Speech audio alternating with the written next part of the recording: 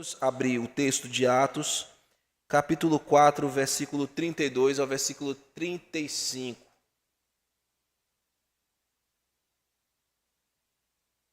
O sermão desta manhã, irmãos, tem como título Unidade, Testemunho e Generosidade. Sinais de uma igreja virtuosa, tá bom? Unidade, testemunho, generosidade, sinais de uma igreja virtuosa. Com o auxílio do Espírito Santo, nós vamos buscar extrair algumas verdades assim presentes na comunidade dos santos servos do Senhor no passado, aquilo que dentro da história da igreja, da historicidade, da história da igreja, nós temos chamado, ficou conhecido ao longo do tempo como a igreja primitiva, ou a congregação dos nossos primeiros irmãos.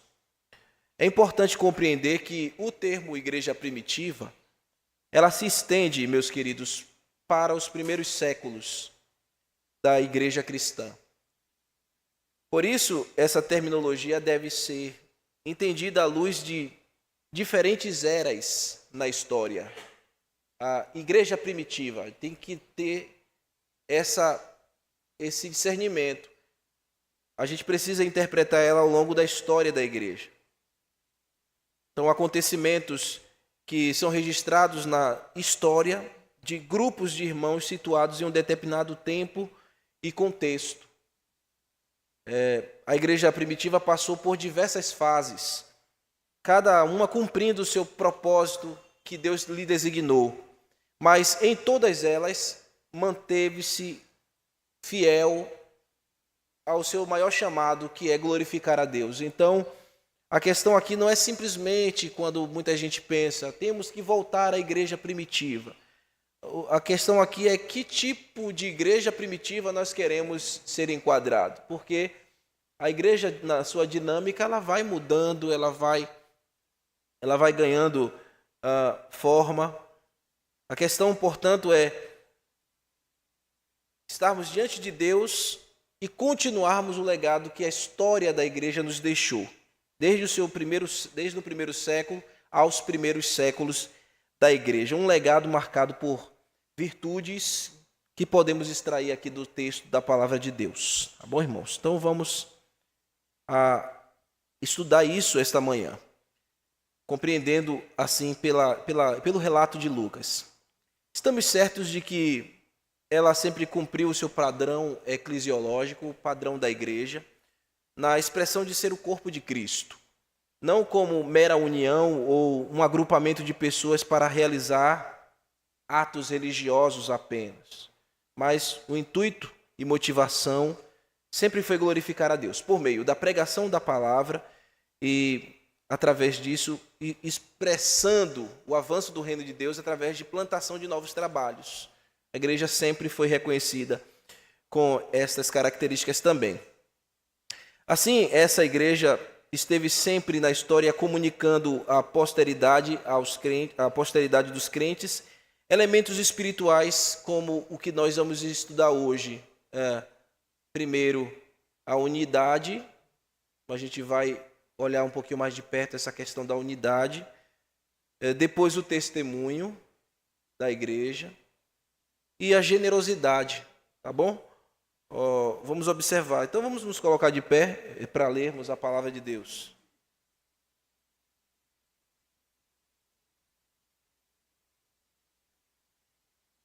Capítulo 4 de Atos, verso 32 ao verso 35.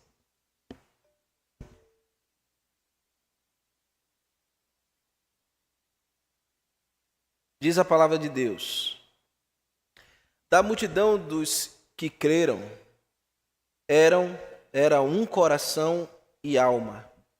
Ninguém considerava exclusivamente sua nenhuma das coisas que possuía. Tudo, porém, lhes era comum.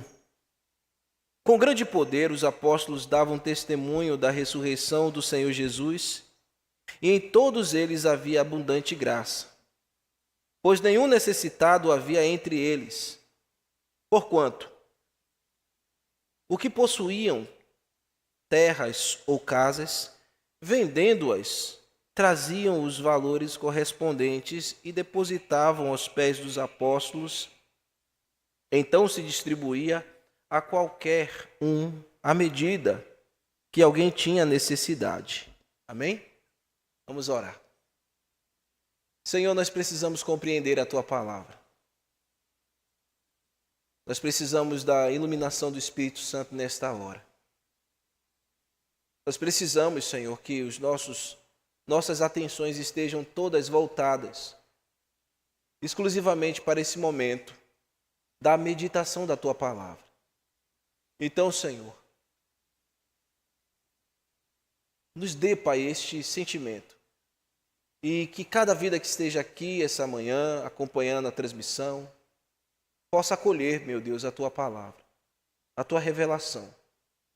E fazer com que o ensino haja, Senhor, no nosso intelecto e nas nossas motivações, para que possamos glorificar o Teu nome.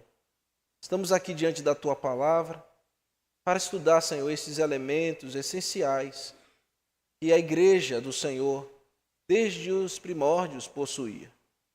Nós rogamos que o Senhor, por meio da instrução da Tua palavra, ao revivermos este texto, ao relembrar o que foi registrado, o Senhor possa fazer com que esta graça nos alcance também nesta manhã, abençoando a nossa igreja local e também, Senhor, estendendo esta mesma reflexão, estas mesmas verdades que aqui serão expostas a outras comunidades da fé, Senhor, que estão espalhadas no mundo todo. Cumpre, Senhor, o Teu propósito nesse dia, edificando cada um irmão, à medida que nós vamos olhando com o coração desejoso em aprender a Tua palavra. Que o Senhor me ilumine o coração também e que o Mestre seja o Espírito Santo. E no final, Jesus Cristo seja mais nítido através das nossas ações e do nosso pensamento também. É no nome dele que oramos, agradecidos. Amém. Podem sentar, irmãos. O primeiro relato. Primeiro, deixa eu fazer uma observação aqui a todos vocês, né? A gente estava conversando ontem aqui com os irmãos. Por favor, eu sei que tem alguns irmãos que precisam levantar para poder sair, beber uma água, ou tem alguma necessidade fisiológica. Aí a gente entende, e esse irmão que vai precisar fazer isso, sai pela porta lá do fundo, tá bom? Vai pelo cantinho, porque às vezes atrapalha, irmãos, quando a gente está pregando aqui. E também atrapalha os irmãos que estão ao redor. Então, essa hora que a gente está tendo para considerar a palavra de Deus, a gente precisa dar toda a nossa atenção a isso aqui. Tá bom? Então, a gente não pode ficar levantando para beber água, a gente não pode ficar levantando para ir ao banheiro o tempo inteiro. Isso quebra a reverência e isso também traz desconforto a quem está falando e também a quem está ouvindo. Então, por favor, irmãos, vamos vigiar isso, porque constantemente aqui tem acontecido isso. Irmãos se levantam. Às vezes eu estou pregando aqui, eu tomo um susto, o irmão levanta de uma hora para outra e sai. E isso pode me desconcentrar. E aí quebra o ensino, dificulta a questão do ensino. Até porque a gente está num ambiente agora para estudar a palavra de Deus e a gente precisa de atenção. Tá bom? Quando a gente tiver com os assentos aqui, e a gente tiver com um corredor mais específico, aí vai ter um corredor mais dedicado para vocês passarem. E aí a gente vai tentar, através disso, diminuir um pouco essas interferências. Tá bom? Mas é uma coisa que eu estou falando aos irmãos, e não é somente eu que falo não, viu? Todo pastor fala isso aqui. A gente, nesse momento, tem que ter muito cuidado, muito apreço. É água que precisa beber? Traz uma vasilhazinha, não tem problema não. Uma vasilhazinha de casa, aquelas garrafinhas. Enche ali, traz, bota aí do seu lado, tranquilamente. Se é um problema de saúde, irmão, precisa ir lá no banheiro, sempre, aí tudo bem, não tem problema. O que eu te aconselho? Fica um pouquinho mais ali, não aqui não, porque pode ser nesse banco aqui que não vai interferir muito, ou mais sentado mais no fundo, já que você precisa sempre ir ao banheiro por uma necessidade física. A gente compreende isso, isso existe, tá bom?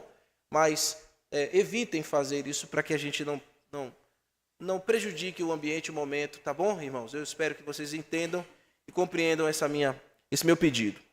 Então vamos lá. O primeiro sinal que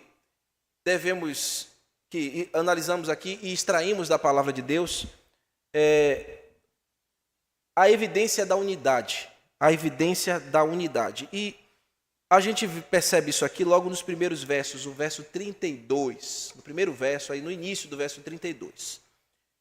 E começa dizendo assim, ó: da multidão dos que creram, era um o coração e alma. Então, da multidão dos que creram, era um só coração e alma. Essa multidão aqui, dos que creram, a qual Lucas está se referindo, são aqueles discípulos que se somaram à igreja primitiva. Atos 2, você tem ali o evento de Pentecostes, e nós estudamos, e você tem ali aproximadamente 120 irmãos reunidos. O Senhor veio com o seu poder, capacitou aqueles irmãos, a igreja nasceu ali. Logo depois, em seguida, o que a gente viu? Ainda no capítulo 2, Pedro pregando e 3.000 almas se convertendo. Isso vai somando a essa multidão aqui que Lucas está falando. Capítulo 3 e capítulo 4, em sermões anteriores, a gente já viu Lucas mostrando a segunda pregação de Pedro, e neste segundo sermão, o Senhor, Espírito Santo, convencendo o homem do pecado, da justiça e do juízo, vai entregando mais ou menos 5.000 almas àquela igreja. Então, esta era a multidão dos que creram.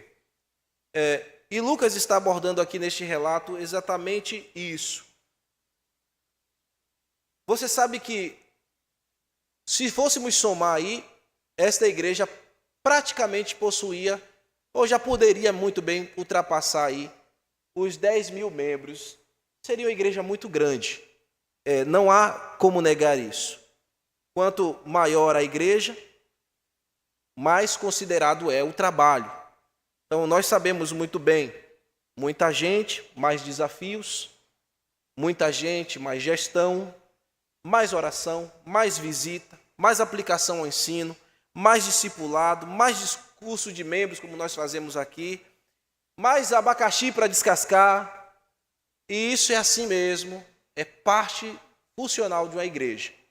E está acontecendo isso aqui em Atos, aí nos primeiros capítulos.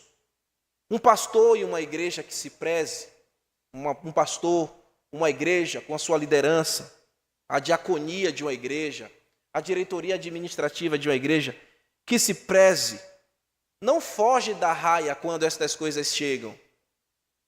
Ela se organiza para cuidar bem dos seus membros, para cuidar bem dos seus congregados e dos visitantes que o Senhor Jesus vai enviando àquela igreja local. Mas o ponto aqui que deve chamar a nossa atenção não é a questão da multidão. Haja vista, a multidão não é sinônimo de saúde local de uma igreja. Então, uma igreja muito grande não é necessariamente sinônimo de que aquela igreja está madura, de que aquela igreja está saudável. Quantidade de membros não mede a saúde de uma igreja. É claro que nós desejamos, irmãos, que a igreja se encha, a casa de Deus se encha. E que muita gente, muitas famílias, aqui venham para ouvirem a palavra de Deus e crescerem na graça, no conhecimento, dando bom testemunho daqueles que foram libertos dos seus pecados e receberam nova vida em Jesus, que estão progredindo na fé. É evidente que nós queremos isso. É evidente que nós queremos que esta casa se encha. Nós estamos trabalhando nesse sentido, orando por esse sentido, clamando a Deus por esse sentido e preparando as nossas estruturas para esse sentido. Se Deus quiser, Ele irá enviar. Mas uma multidão não é sinônimo de maturidade, de igreja saudável. Como eu disse, nós queremos uma igreja robusta, mas o sinônimo da sua saúde não está na quantidade das pessoas que estão arroladas no corpo de membresia. Entretanto, a saúde de uma igreja local, como eu disse, não é a multidão, vem a ser o que então, irmãos? Existem muitos fatores que corroboram para a maturidade da igreja. E uma delas é essa, a unidade. A unidade que os membros possuem entre si. Você já se deparou para perceber se você é um com seu irmão, que está ao seu lado, essa pessoa que está sentada ao seu lado, e talvez você já marcou a cadeira cativa e senta sempre ao lado dela. Mas você já percebeu que somos chamados para termos esta unidade, que é isso que faz a igreja ser madura, que é isso que faz a igreja ser saudável, a maturidade entre os irmãos, entre si.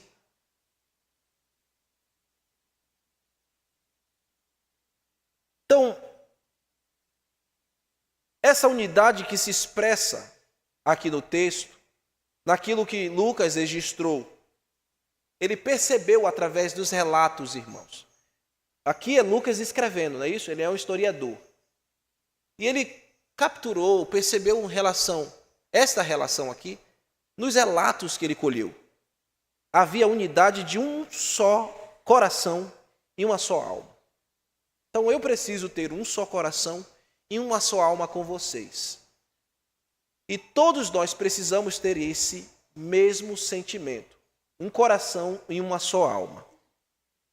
Esses dois substantivos que Lucas colocou aqui, a palavra coração, no grego cardia, daí vem aquela expressão cardíaco, cardia, coração, ou psique, alma, psicologia, né? Ele está tratando aqui das coisas, dos elementos espirituais, dos elementos não palpáveis. Mas ele está apontando aqui para o sentido do indivíduo, o sentido verdadeiro do indivíduo cristão. Cada crente, cada membro da igreja, possuindo este mesmo sentimento, cada um carregando a mesma afeição, a mesma sensibilidade, a mesma emoção, o mesmo desejo. Essas expressões aqui também comunicam a ideia de um mesmo apetite. Temos a mesma compaixão? Temos este mesmo sentimento?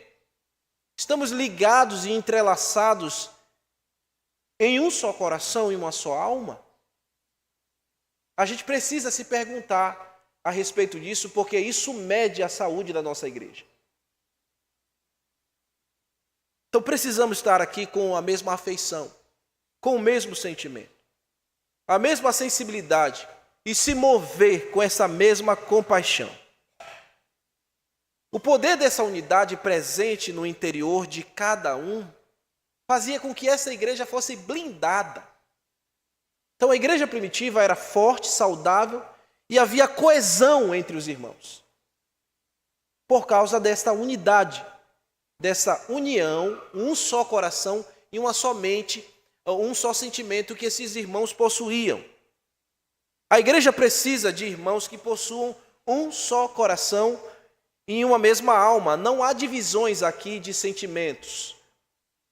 Não há aquele pensamento de que o que vale é o que eu quero, como eu penso. Não há isso nesta igreja aqui. Tem que ser da minha forma, do jeito que eu quero, do jeito que me agrada. Não. Todos um só coração e um só sentimento é uma visão que busca o coletivo, irmãos. Não o individualismo. Então, se uma igreja ela procura ser individualista, ela é uma igreja frágil. Se irmãos querem agradar somente a sua própria vontade e detrimento de outros irmãos, esta igreja é uma igreja vulnerável. Uma só alma, um só coração. Nós precisamos desenvolver isso em nosso meio. Ah, pastor, nós temos trabalhado por isso. Amém. Mas precisamos lembrar mais uma vez que este distintivo precisa estar conosco. Cada um aqui, o que está ao seu lado, precisa desenvolver essa mesma paixão, esse mesmo sentimento, essa mesma afeição. Isso deve nos aquecer, irmãos. Todos colocavam ali o seu coração aos pés da cruz. Todos colocavam e depositavam os seus sentimentos aos pés de Cristo. Então não dá para ter esse sentimento com o egoísmo no coração. Não dá para ter esse sentimento com a autossuficiência no coração. É preciso depositar estas coisas aos pés de Jesus. Preciso colocar isso aos pés de Cristo. Então, quem não faz isso, vive no isolamento, vive no individualismo. Irmãos reclusos, irmãos que não se abrem, irmãos que não têm compatibilidade, que não têm envolvimento. Não pode ser assim na igreja. Um só coração e uma só alma, mesmo sentimento.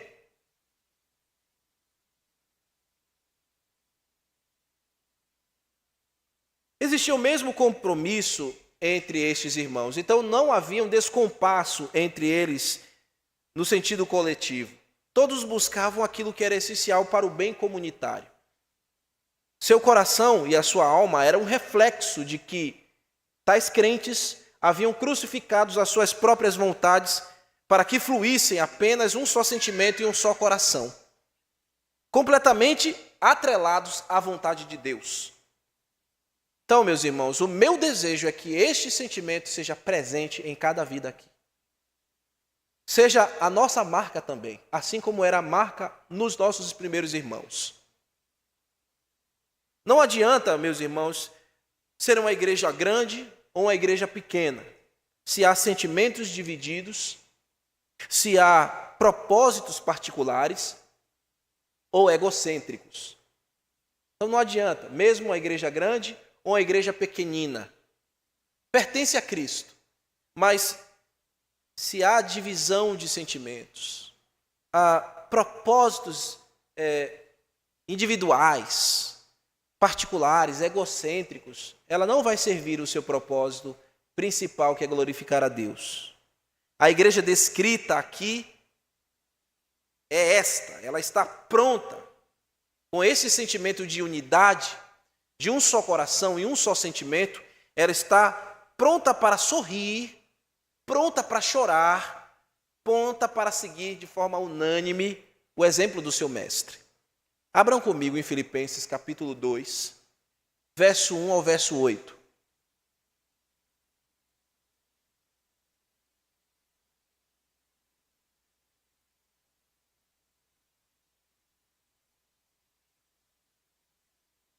Porque, irmãos, isso é muito importante para a gente refletir.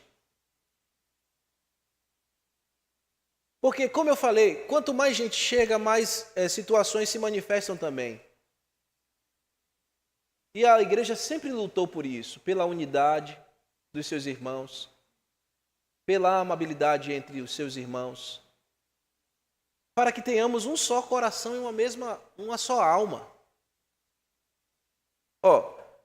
Filipenses capítulo 2, verso 1 ao verso 8. Há alguma motivação por estar em Cristo? Eu estou lendo na NVT. Há alguma motivação por estar em Cristo? Há algum sentimento por estar em Cristo? A pergunta. Há alguma consolação que vem do amor?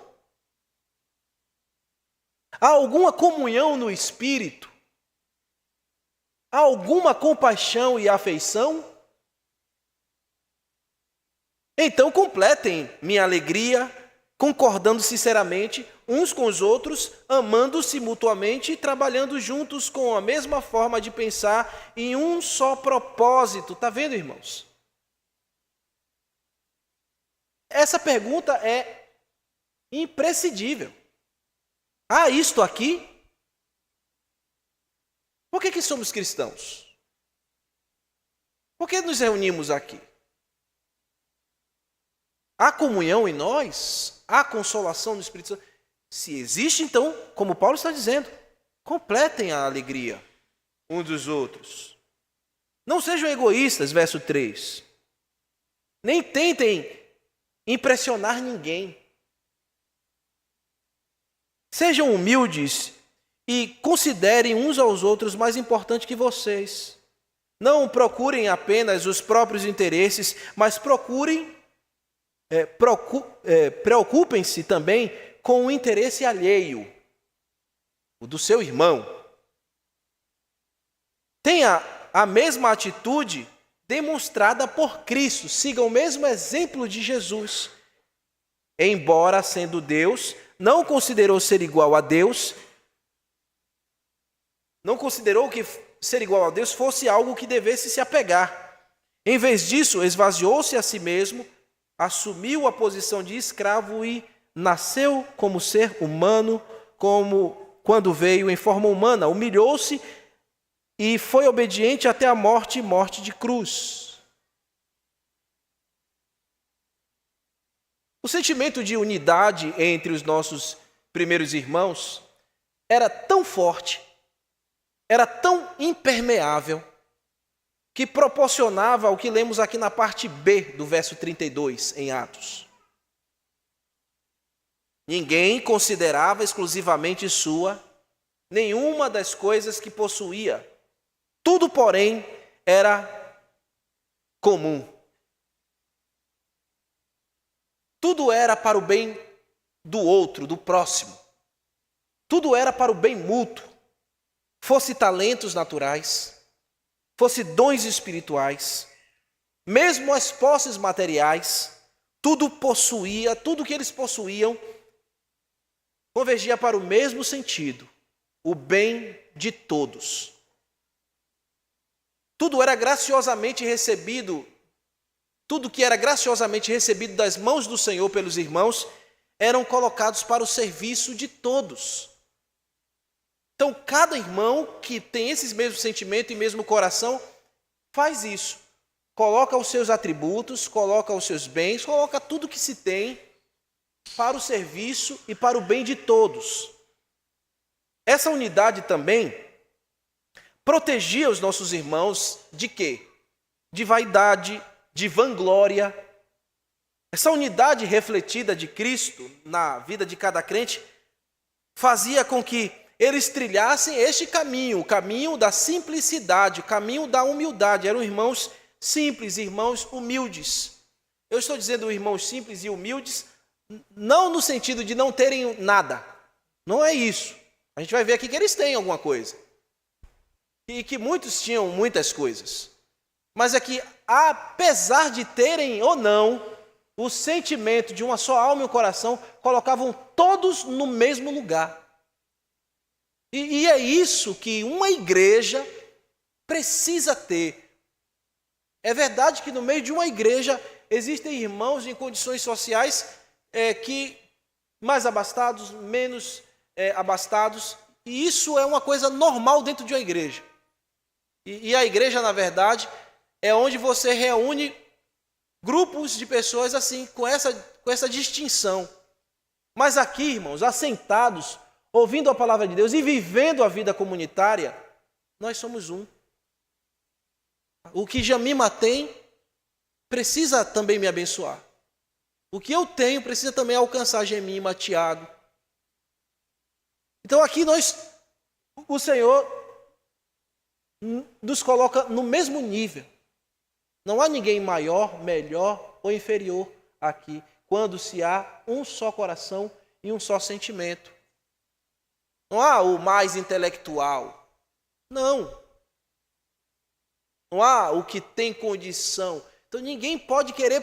Olha o que Paulo falou. Ninguém tem que se aparecer no seu intelecto, nem nas suas condições.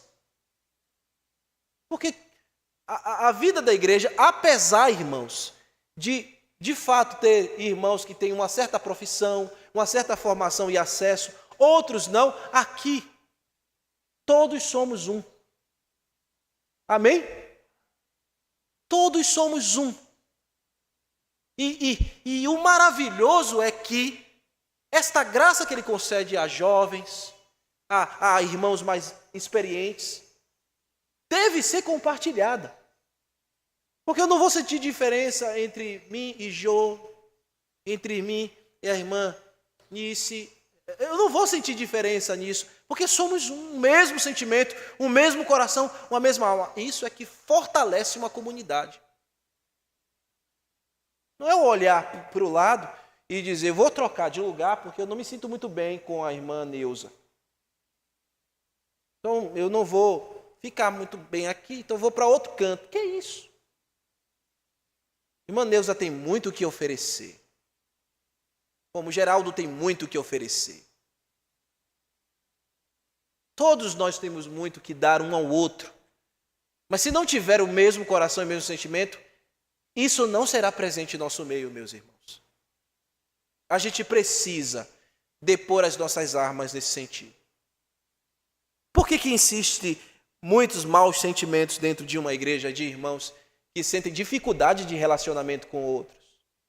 É porque esse irmão ainda não entendeu que o ambiente que ele vive é para ser de um só coração e de uma só alma. E Jesus nos chama para isso. Foi para isso que ele nos salvou, irmãos. É para isso que estamos aqui.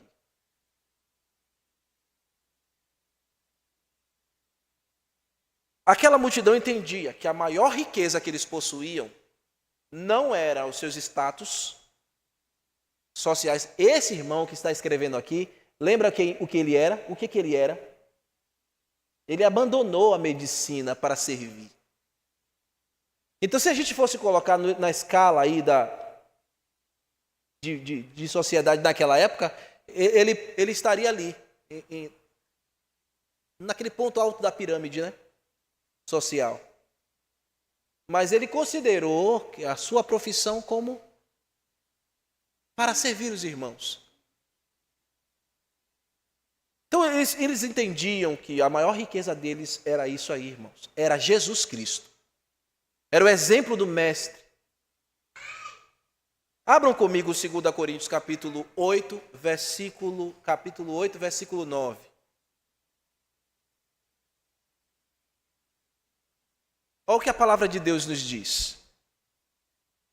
Pois conheceis a graça do nosso Senhor Jesus Cristo, que sendo rico por amor, se fez pobre, para que pela sua riqueza vos tornasse ricos.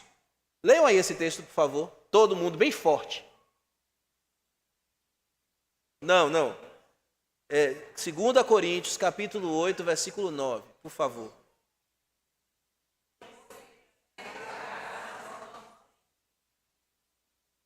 E sendo rico, se fez pobre por amor de vós.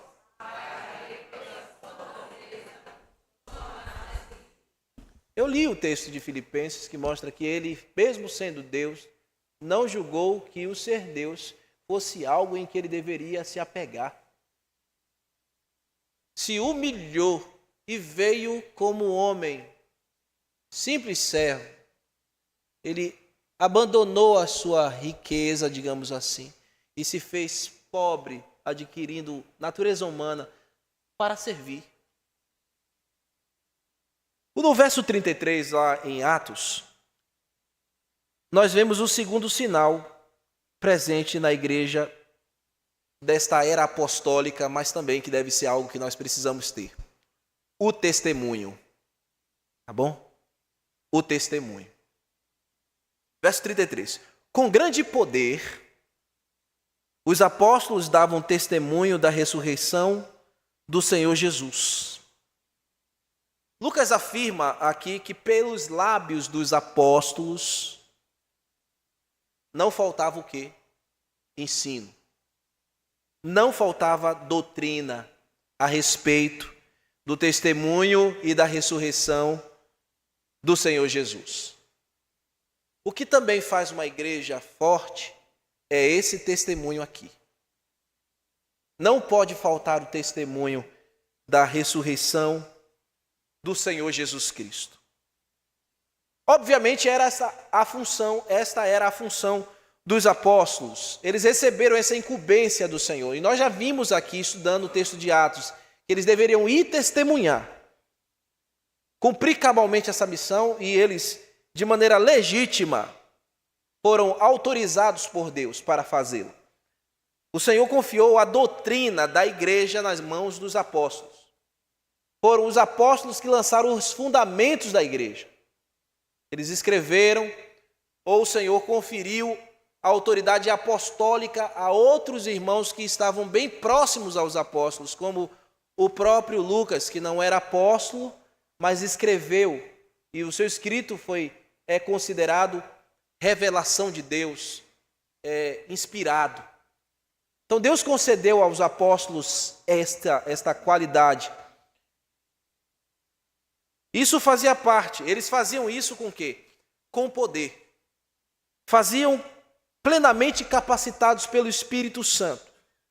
A autoridade destes homens não vinham das suas habilidades naturais, mas era a capacitação que o Espírito Santo dava a cada um deles, impelindo-os, levando-os. Esta palavra poder aqui é aquilo que eu já expliquei aos irmãos, da onde vem aquela palavra dinamite. Poder, impacto mesmo. Isso vinha do Espírito Santo capacitando aqueles irmãos. A expressão testemunho que a gente vê aqui, ela vem do grego martirion, que os irmãos já sabem que pode se aplicar àquele que morre literalmente por uma causa, mas também aquele que fala, o discurso, aquele que prega. Então, a expressão testemunho ou martirion aqui é para dizer que esses homens foram dotados pelo Senhor para doutrinar a igreja, para ensinar os irmãos, para capacitar os irmãos através do discurso público, através do ensino das Escrituras. Lucas está dizendo que o sinal do testemunho de Jesus era o discurso, o sinal do testemunho da ressurreição de Cristo era o testemunho principal desses apóstolos. Havia muitas outras doutrinas que era ensinado por eles, mas principalmente o fato de que Jesus havia ressuscitado. Por que, meus irmãos, Lucas precisa dar esse sinal de testemunho aqui, apresentar esse sinal de testemunho aqui para nós, que era um legado da igreja primitiva, por assim dizer? Porque vocês sabem que eles estavam falando aos judeus e aos prosélitos. A gente já viu isso aqui, não é? Judeus e prosélitos. Judeus de sangue, prosélitos, aqueles que se converteram de outras nações à fé judaica. E depois eles iriam anunciar aos gentios. E o que acontecia entre os judeus?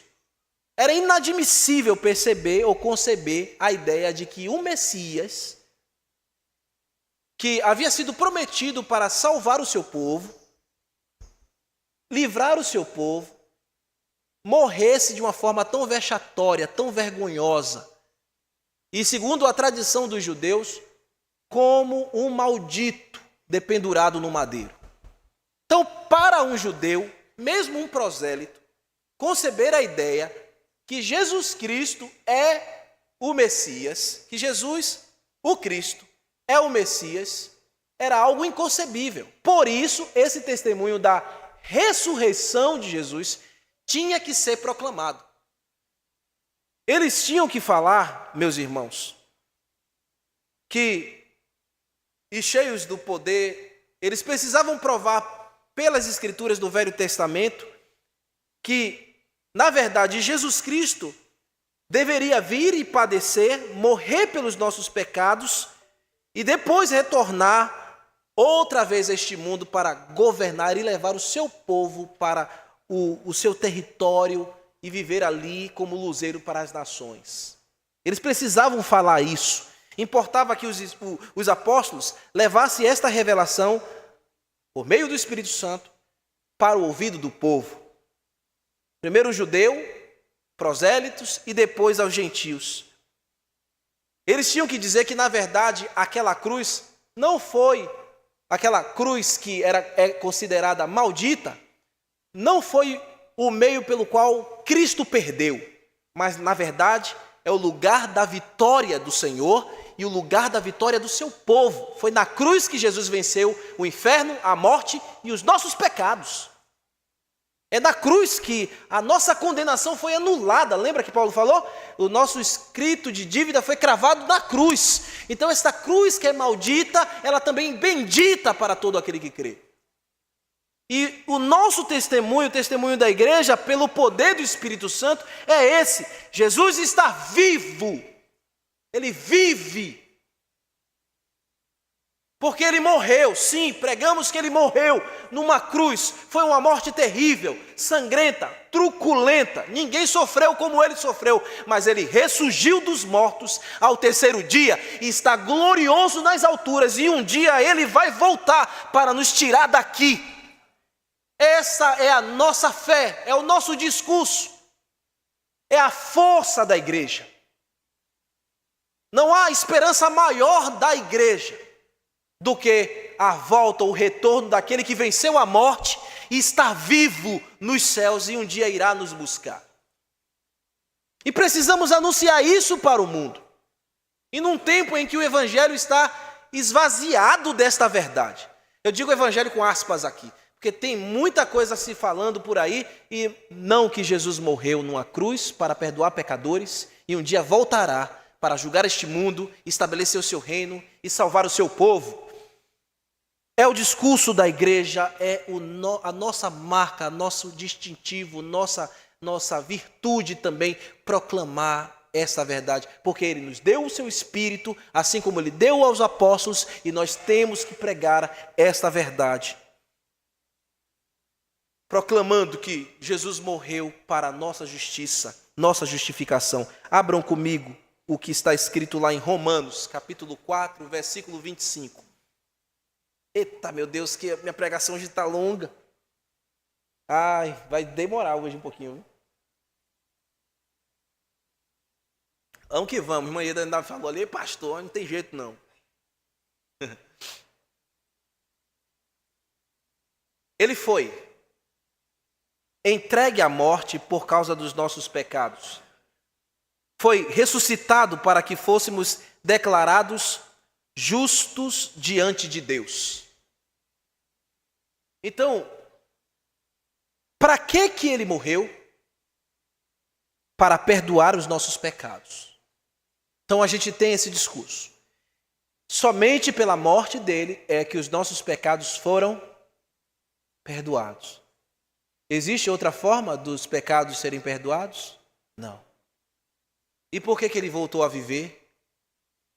Para que fôssemos declarados justos diante de Deus. Porque somos pecadores.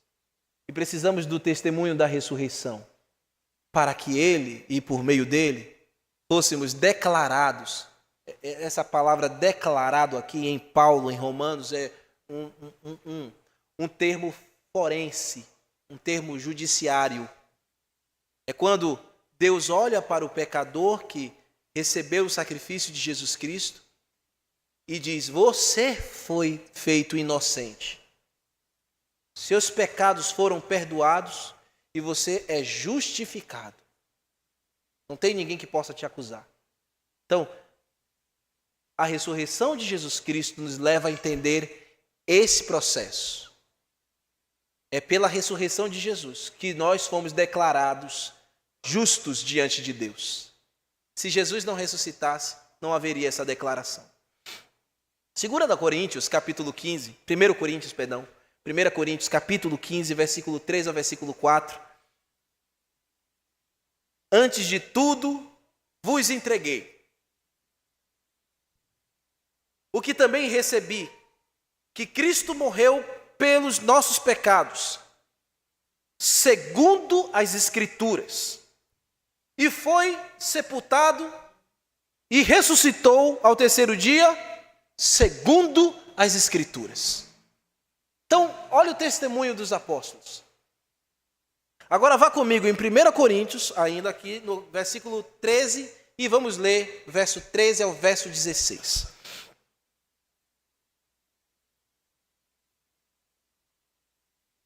E se não há ressurreição dos mortos, então Cristo não ressuscitou.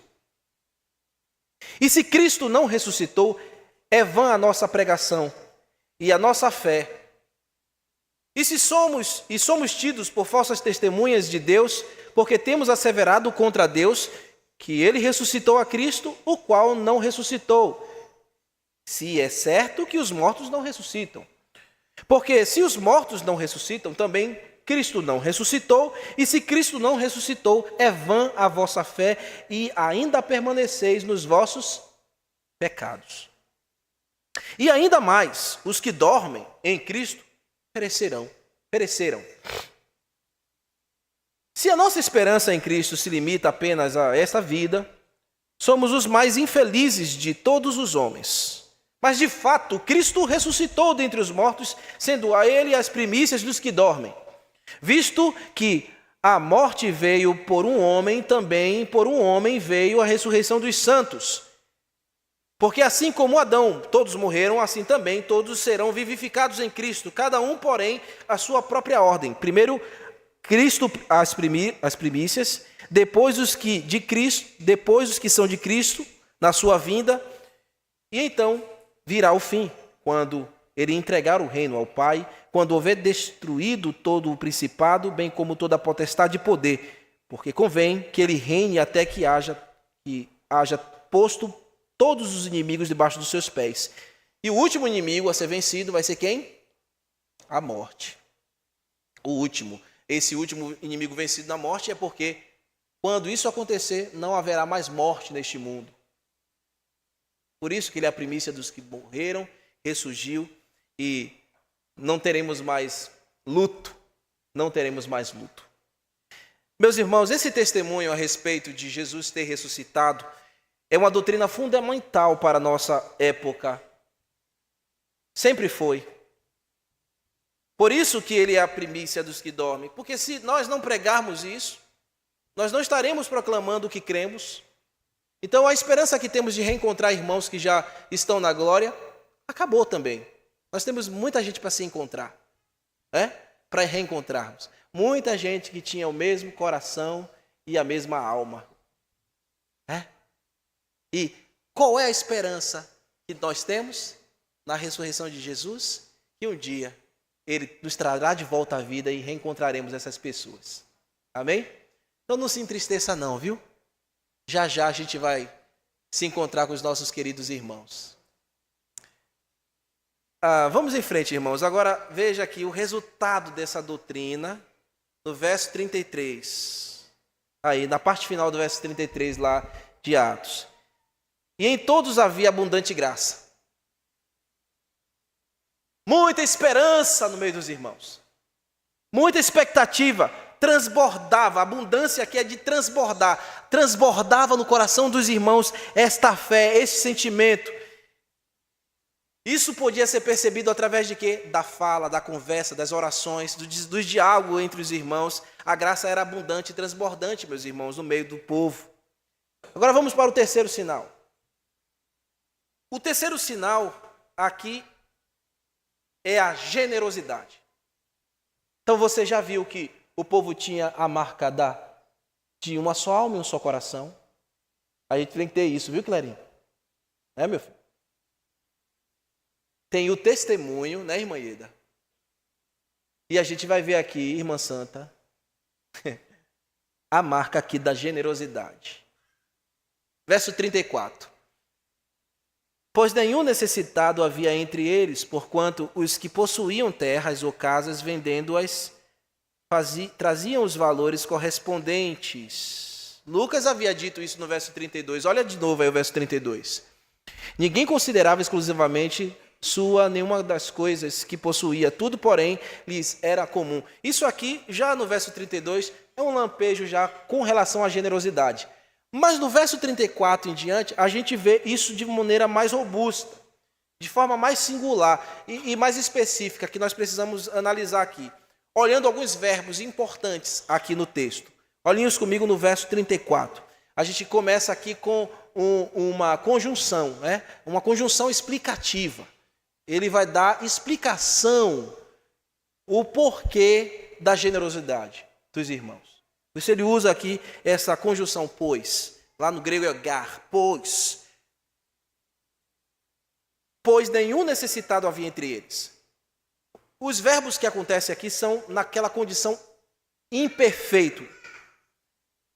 A expressão aqui, havia. No idioma do Novo Testamento é o termo em. Este verbo está precedido também de uma partícula negativa aqui. Por isso que nenhum necessitado havia entre eles. Não havia nenhum necessitado. Então, esse termo aqui, este verbo, ou os verbos que nós iremos tratar aqui, está no imperativo, está no imperativo não, fugiu a memória aqui, fugiu a mente. Está no imperfeito, obrigado, no imperfeito. Que comunica o que, irmãos? A ideia de algo que acontecia sempre que fosse necessário. Então, isso aqui a gente precisa lembrar sempre, tá bom? Algo que acontecia sempre que houvesse necessidade.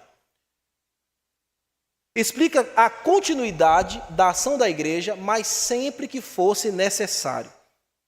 Então, quando havia algum debilitado na igreja, alguém que estivesse passando alguma dificuldade, quando existisse alguém que tivesse algum limite financeiro ou alguma dificuldade em qualquer ordem, ou fosse alguém necessitado, aqui a palavra significa alguém que está enfraquecido por doença ou por finanças, qualquer coisa.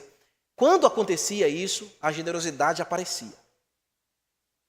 Sempre que acontecia, porque já tem um mesmo coração, um mesmo sentimento. Então, não tem como não surgir generosidade em um meio de um povo que tem um só sentimento, um mesmo coração. Não há como não se compadecer. Quem prega o testemunho daquele que se compadeceu e morreu por nós. Olha como uma coisa está ligada à outra. Então, sempre que surgia uma necessidade, essa expressão aqui, necessitado, no population, pode dizer, se alguém estivesse numa condição de que não tivesse nem condição de cair morto, onde cair morto.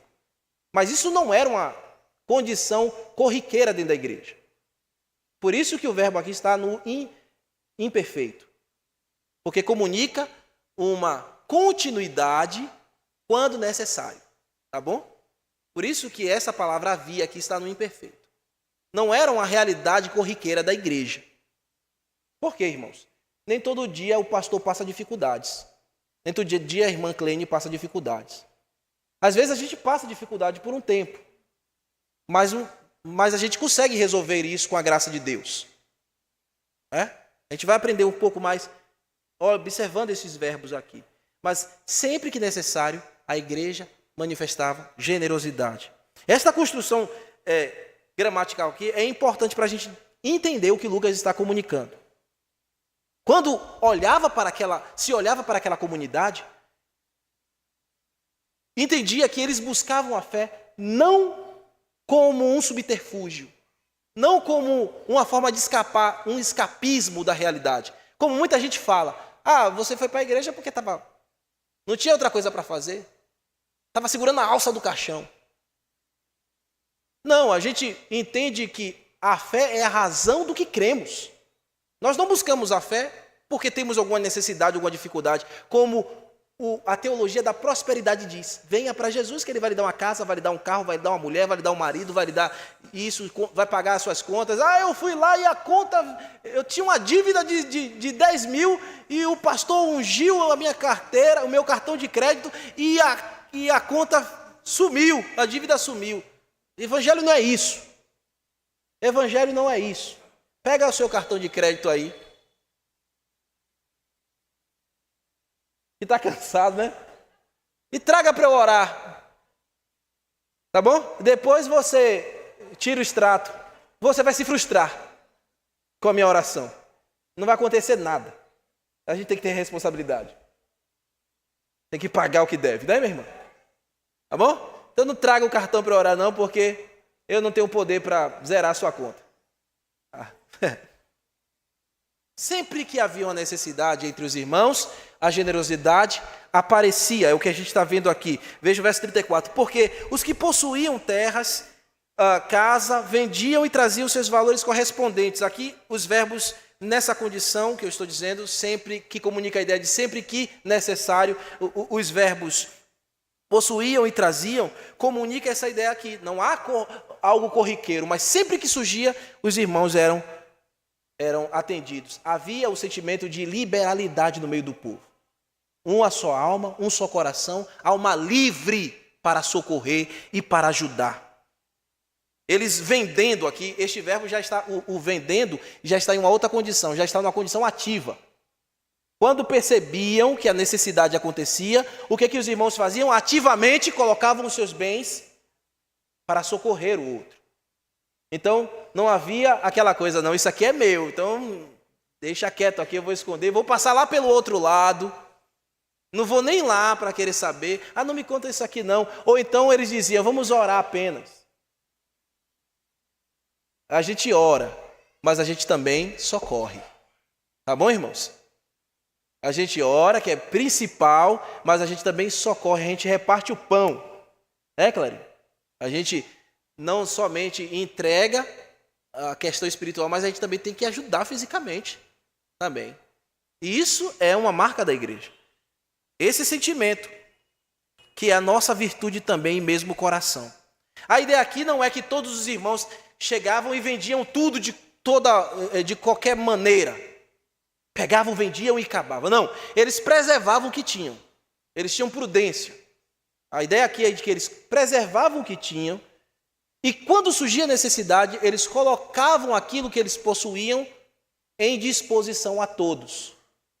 Então não havia aqui imprudência dos irmãos, de sair vendendo tudo e colocar à disposição e quando chegasse uma necessidade. Porque assim, quer ver uma coisa? Quando a gente ganha um dinheirinho assim, quando a gente recebe um extra, a gente geralmente se empolga, né?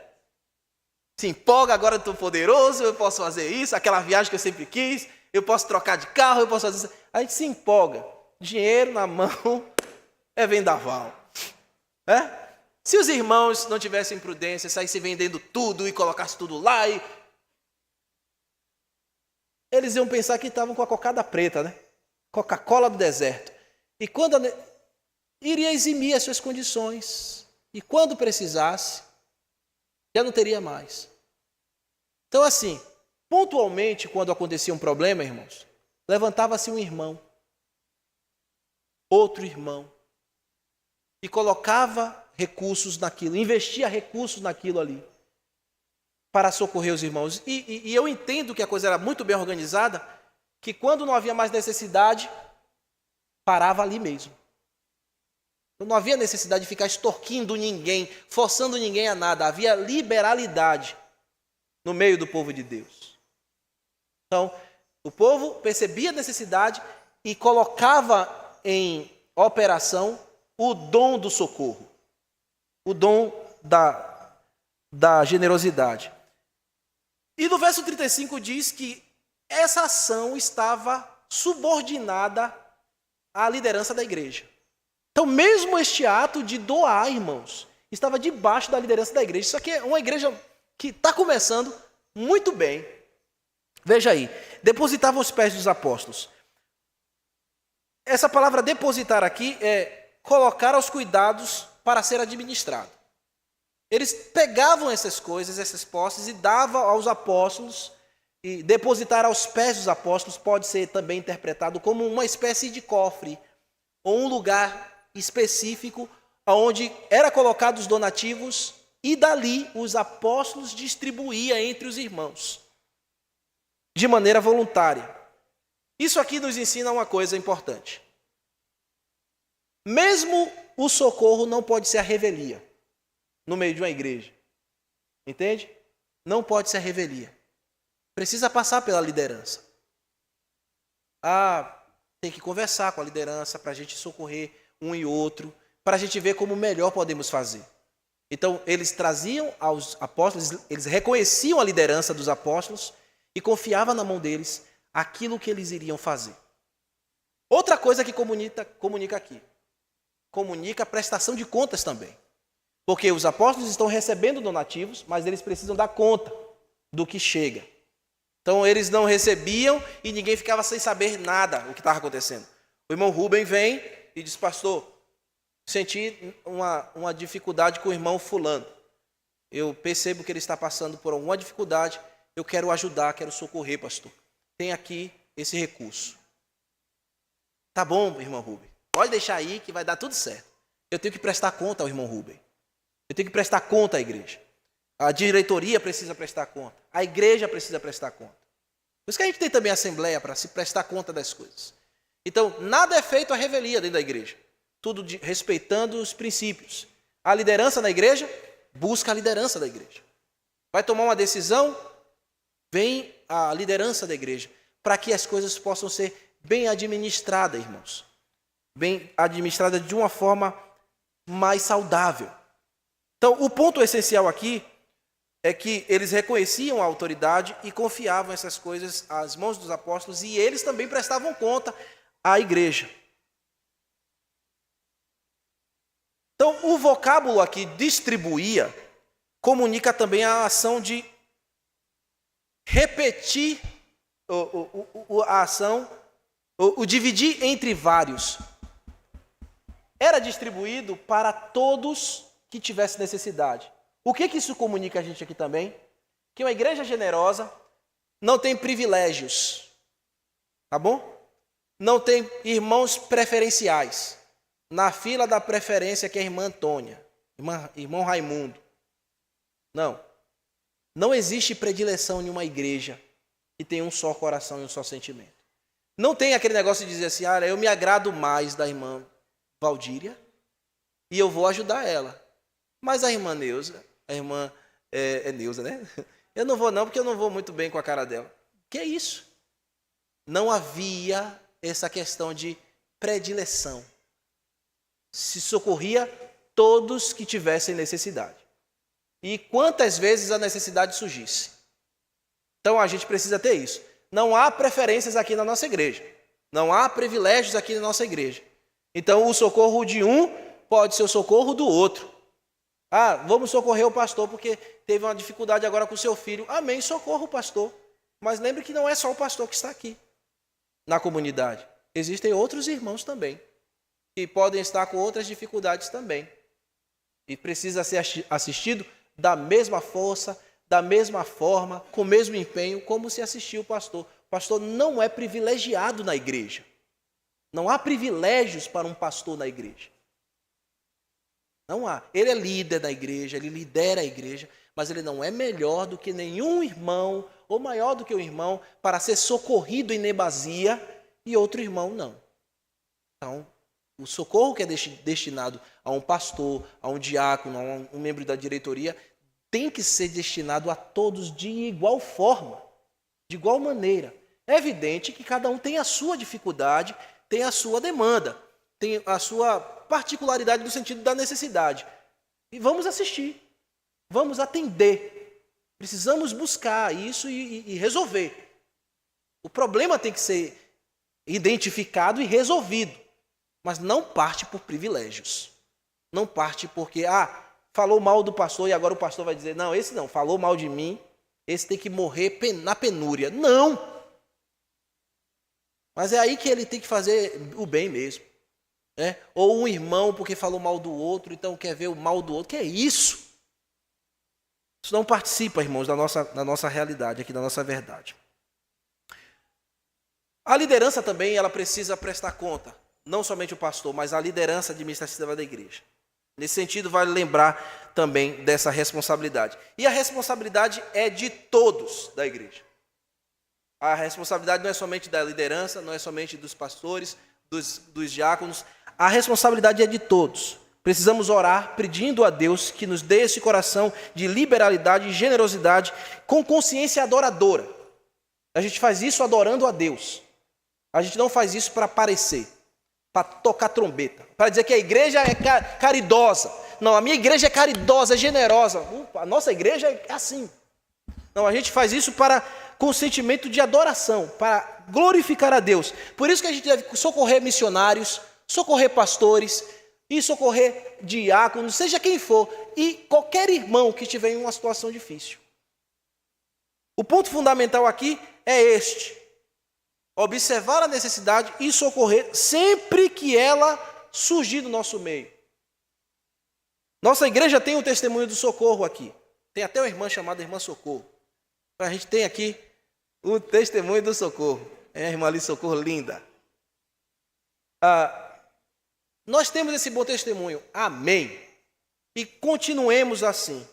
Mas a gente tem que buscar isso para o bem do coletivo. Especialmente, meus irmãos, há uma igreja que possui majoritariamente irmãos idosos. Nós precisamos cuidar, socorrer com generosidade os nossos irmãos. Isso aqui é importante dizer porque isso trata com essa generosidade, ela caminha com o sentido da tua fidelidade. A fidelidade que os irmãos têm em dar os recursos, dízimos, ofertas dízimos, ofertas e campanhas que a gente participa. Então, como é que uma igreja vai estar em condição de socorrer os seus membros se ela estiver com dificuldade financeira? Antigamente, eles vendiam os seus campos e as suas casas e faziam a entrega. A gente não está pedindo para ninguém fazer isso aqui. Cuide do seu bem, cuide do que Deus lhe deu.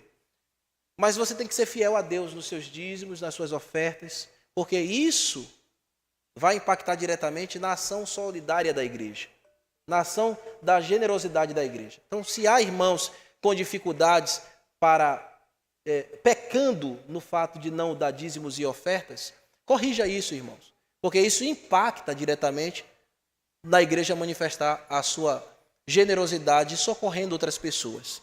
Então, se você está infiel, busque ser fiel. Se você está sem prestar generosidade no sentido do reino de Deus, faça isso. Finalizando, quando um irmão está em dificuldade, quando um irmão não tem condição de dizimar e ofertar na igreja, o que a gente faz? A gente expõe ele no quadro, no mural, a gente bota lá e diz que está devendo. Não se faz isso. A gente sabe que tem momentos assim que acontecem. Então, para você, irmão ou irmã, que está em uma dificuldade, a minha palavra para você é: não se entristeça. Não se entristeça. Não se sinta incapaz e nem inútil, porque eu sei que você quer fazer. Eu entendo que você, como um bom crente, quer fazer, quer honrar, quer ajudar, quer contribuir financeiramente. Mas não se entristeça agora. Nem fique abatido demasiadamente. Porque o momento em que você está passando agora não é lugar de você doar, é lugar de você receber.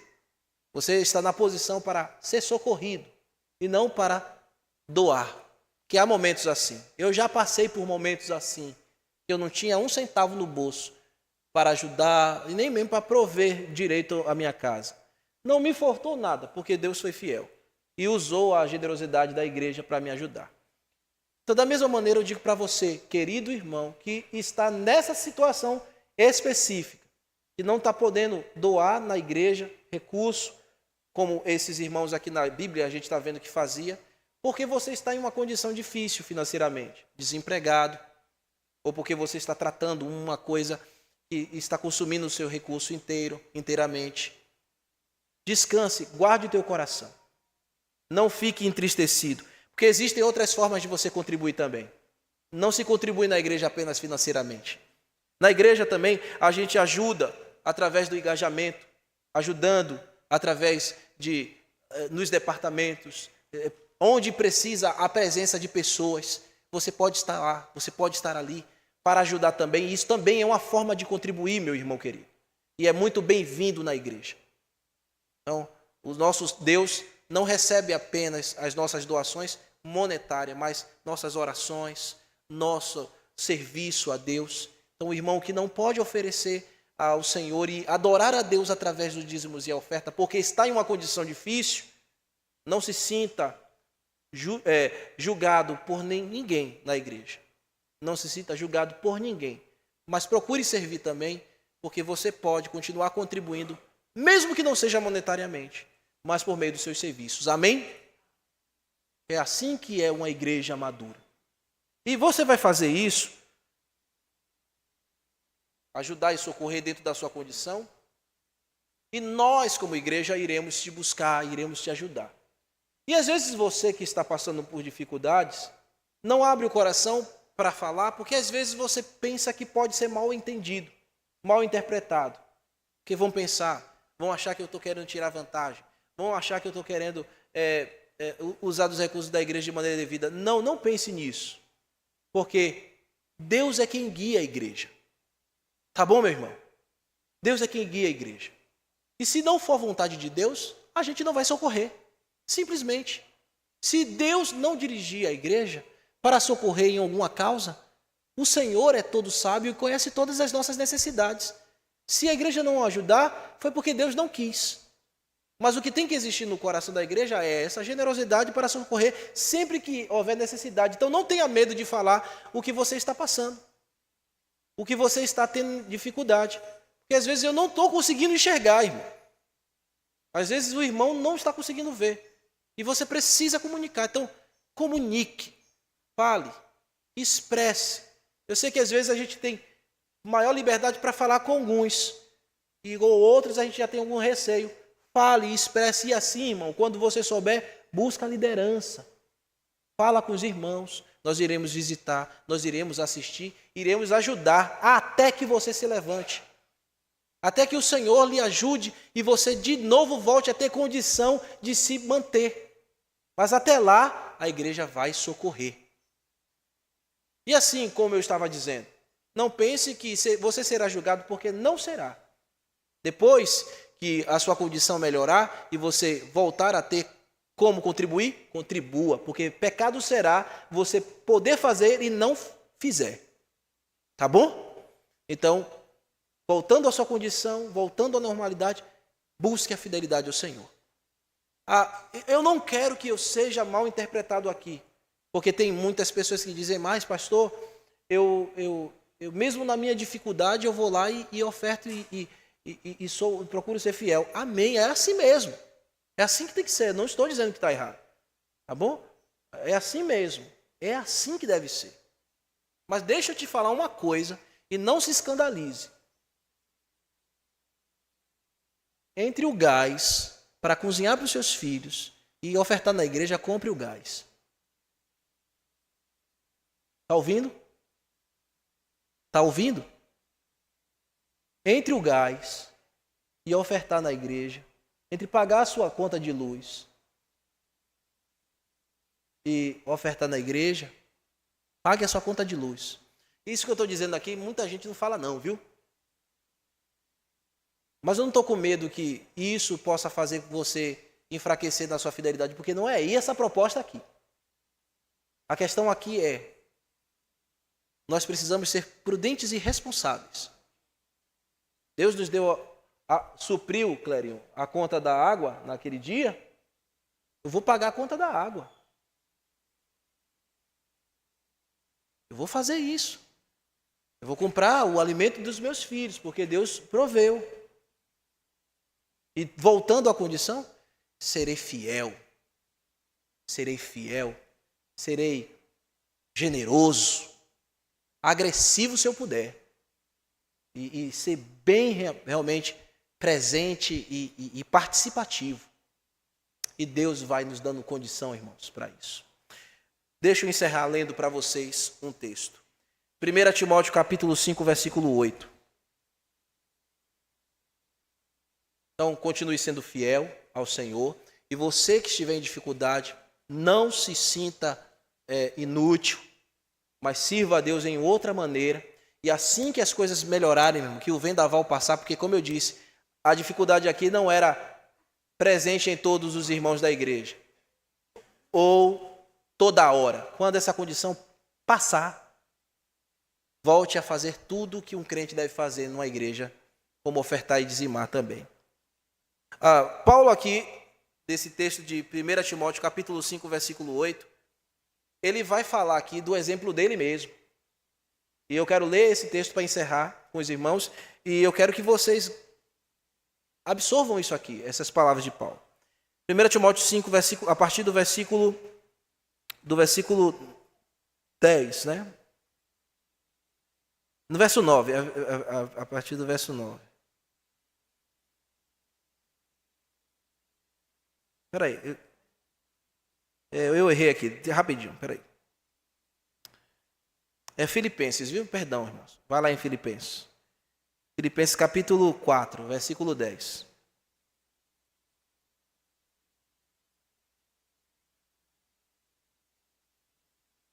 Eu antes de começar a pregar aqui para vocês, aconteceu de novo aquilo que aconteceu no outro dia. Acontecendo direto, né? Aí eu tive que caçar o texto aqui e tal. Vamos lá. Vamos ler? Filipenses capítulo 4, versículo 10. Em diante, para a gente encerrar aqui. Como eu me alegro no Senhor por vocês terem voltado a se preocupar comigo. Sei que sempre se preocuparam comigo, mas não tinham oportunidade de me ajudar. Não digo isso por estar necessitado, pois aprendi a ficar satisfeito com o que tenho. Sei viver na necessidade e também na fartura. Aprendi o segredo de viver em qualquer situação, de estômago cheio ou vazio. Como pouco ou com muito.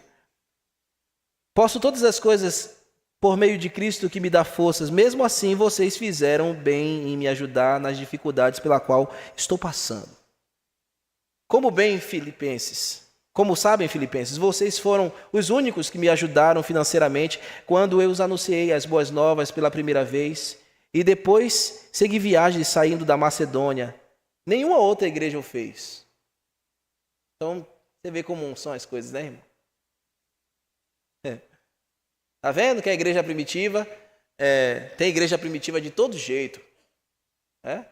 Igreja generosa, igreja que não é generosa. Até quando eu estava em Tessalônica, vocês enviaram ajuda em mais de uma ocasião. Não digo isso porque quero receber uma oferta de vocês. Pelo contrário, desejo que sejam recompensados por sua bondade. No momento, tenho tudo o que preciso e mais. Minhas necessidades foram plenamente supridas pela contribuição de vocês. Que vocês enviaram por Epafrodito. Elas são um sacrifício em aroma suave, uma oferta agradável e aceitável a Deus. E esse mesmo Deus que cuida de mim, lhe suprirá todas as necessidades por meio das riquezas, glórias que foram dadas em Cristo Jesus. Agora toda a glória seja dada ao nosso Deus e Pai, para todo sempre. Amém. Vamos ficar de pé e vamos orar.